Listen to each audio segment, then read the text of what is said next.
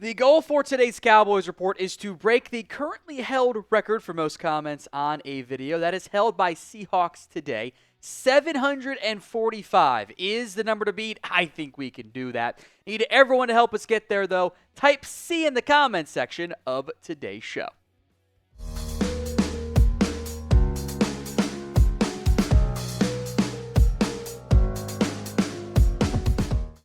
As promised, let's discuss the trade rumors that are out there. PFF suggesting that the Lions trade Reader to the Cowboys as the last offseason move for Dallas to kind of culminate everything they've done so far this offseason. Now, I've seen a lot of, it kind of becomes a game of telephone of like this article. I've seen it at times, it goes like 4 layers deep of this person said it, well, it was actually this person. PFF was the original report of this idea. Picked up by plenty of others, not an issue at all. I do want to make sure PFF gets the proper credit for the suggestion, the idea here.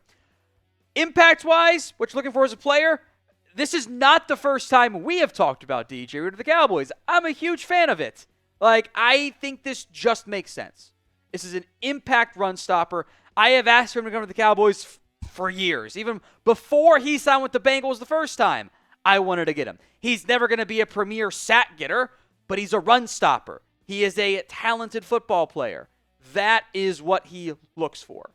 That is what he offers. That is what he brings. You don't have that right now on the Dallas Cowboys roster on the defensive line. Mozzie Smith remains kind of a question mark, an unknown, etc. Jay Toya, we'll see. I like him, but he's a 7th-round pick. So is Justin Rogers. You don't have a player of DJ Reader's caliber as a run stopper. There are issues here. Biggest of which is it is a quirk with DJ Reader's contract with the way it is actually presented on sites like Over the Cap, on Spotrac, etc. Right now, the Lions have a $12.93 million cap charge for keeping Reader on the roster. They're obviously going to pay that. There's only $7.38 million in cash owed remaining. There is a $4 million roster bonus that was due the 3rd day of the league year. I believe that has already been paid out by the Lions. Technically, you don't have to always, but normally if it's due the 3rd, it gets paid the 3rd type of deal. So I think that's been paid, which means the actual savings are not what is reflected on Over the Cap on Spotrac. They're not counting that roster bonus. The trade savings for the Lions, 3.96, because they also paid the roster bonus already. The post-June 1st cut or trade savings, PFF suggested both as an idea, 7.69. Far more palatable, but I don't really get this from the Lions side. I want DJ because he's a good run stopper. I think he helps you. He's a good football player. That's why I want him. The Lions are contenders. They need him. Aleem McNeil is coming off a torn ACL. We'll see when he's healthy. Tyreek Williams, long-term, is going to be your DJ Reader replacement. But Levi Onwuzurike is more of that pass-rushing 3 technique like Aleem McNeil can be a little bit more of. Roy Lopez is a veteran journeyman run stopper. Mekhi Wingo suffered a torn, I think it was meniscus in November. He's coming back from injury. Broderick Martin is also a nose guard. Again, they go deep at nose guard. He's had injuries, cannot get on the field. Reader is their best healthy defensive tackle right now. For a contender, I don't know why they would do that. Now, if they were, because trades happen, I don't think they're going to happen all the time. It's sometimes NFL teams are silly. Would you trade for DJ Reader? It's a pinned comment on today's show. So if the ad comes here on YouTube, take advantage of it. Head down there. Y for yes, N for no. The PFF invented idea of a DJ Reader trade to the Cowboys is awesome for Dallas. I love it. I am all for it. It is a player I have long coveted in Dallas, dating back to his time with Houston. That is the exact type of fatty in the middle I have long wanted and desired for this Dallas Cowboys team. He fills that run-stopping hole Dallas has been unable to fill over the years. I am all for the idea of it.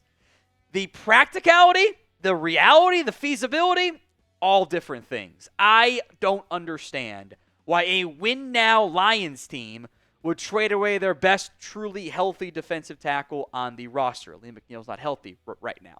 With that said, this time next year, maybe before next year, when his contract voids, becomes a free agent, I will once again have DJ Reader on my list of top free agents for the Cowboys to go get. Maybe the 3rd time's the charm in Dallas for Reader. Now, you can get some Cowboys rookie gear by going to chatsports.com/Cowboys Draft. Link will be in the comments section and the description of today's show. That's chatsports.com/Cowboys Draft. Booker jerseys, other rookie jerseys you can search for and find, hats, hoodies, all available. Link will be in the comments section and the description of today's show. That's chatsports.com/Cowboys Draft. Let's hit Asante Samuel here. Some news coming out on him. Took a visit to the Saints on Monday, but the real update is on his injury status. Asante Samuel Jr., per ESPN, had neck surgery in April, has a checkup scheduled for July, and this explains why he remains unsigned. He dealt with stingers in both shoulders last year, which is red flag number 1. Red flag number 2 was Samuel saying this has been more of a lifelong condition for him. And then, red flag 3 is he had surgery in the neck, hopefully to correct the issue. Pinched nerve or whatever it is. I don't know. Not a good thing, though, to have a neck surgery in April. That's bad. It's probably all connected. And I think perfectly explains why he's been available for so long. Now it makes full sense. I figured the shoulder was a factor. He had a neck surgery kind of stemming from the shoulder. Okay, now it makes sense. Samuel's been up and down. He's been inconsistent. There's been some bad games, frankly, on his film, but not enough to make him be unsigned past the draft and into May. Now we get it. He's not going to, I don't think, sign until after that checkup in July. So this is kind of like a check-in again in a month and a half, see how he's doing, and that could, at that point, potentially make sense for Dallas still, depending on what the training camp vibes they get are from this cornerback room.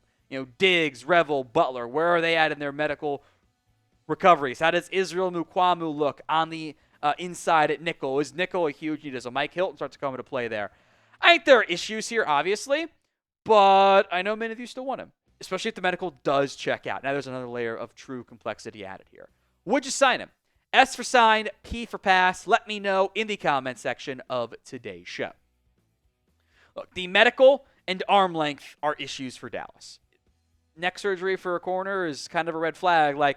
Defeats the purpose of, hey, we need somebody for the short term to come and help us out at corner, so we're going to sign a hurt guy right now. That kind of isn't how teams tend to operate. The arm length has been a long-standing philosophy issue for the Cowboys. Why they didn't take him coming out of the FSU anyway. / maybe there was unknown medical at that time too. I don't think we should expect a move here. Corner in general, very different conversation, which we will have on this channel. So with that in mind, make sure you guys are subscribed. 663 subs away from 216,000. Hit that sub button so you don't miss out. YouTube.com/CowboysTV. Some more news items here. Jaydon Blue has signed his rookie scale contract. That leaves Donovan Ezeiruaku as the last rookie to sign. This will eventually get done. Maybe it doesn't happen until June like it did last year for Marshawn Nealand, but this will get done.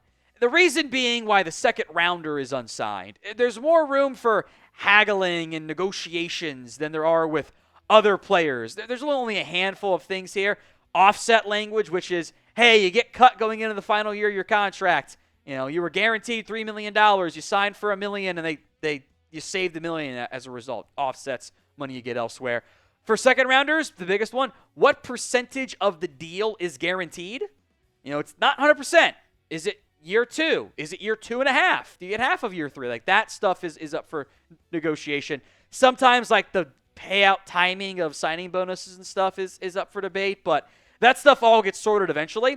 Of note, for the entire NFL, 2 second rounders are signed. That is it. It is the first 2 second rounders. Carson Schwessinger of the Cleveland Browns, and then Jaden Higgins of the Houston Texans. Of note, by the way, for Jaden Higgins, he became the latest player, the last drafted player, to get a fully guaranteed contract. Hadn't happened for pick 34 in the past. So that is going to lead to a trickle-down effect of pick 35 is going to ask for it. Probably doesn't get it. He's going to ask for it and lead to some haggling. So keep that in mind. Also worth mentioning, picks 35 to 68 as of filming are all unsigned. Not a single one of them has agreed to their contract. They're going to have the Higgins fully guaranteed contract there. So that's noteworthy. It'll trickle down eventually for Donovan Ezeiruaku, but going to have to be patient on that front. But be patient. It will get done. It's just a when, not if. One final quick news update here. Amani Oruwariye is gone. He is signing with the Tennessee Titans, reuniting with Bones Fossil, by the way, as a potential special teams contributor. This is a one-year deal. No comp pick involved. At the risk of getting into a fight outside of a Starbucks, he's not going to start for Tennessee. I saw that was like an implication of like, fills a huge need at corner. Like, no, it doesn't. He's the 4th or 5th cornerback at best in Tennessee. That's why you sign him in May, to help out on special teams. So happy for Amani. Gets a chance to earn a roster spot there, with Bones Fossil's crew. Also doesn't actually reunite because timing didn't work out, but Julius Wood, former Cowboy safety, also there in Tennessee.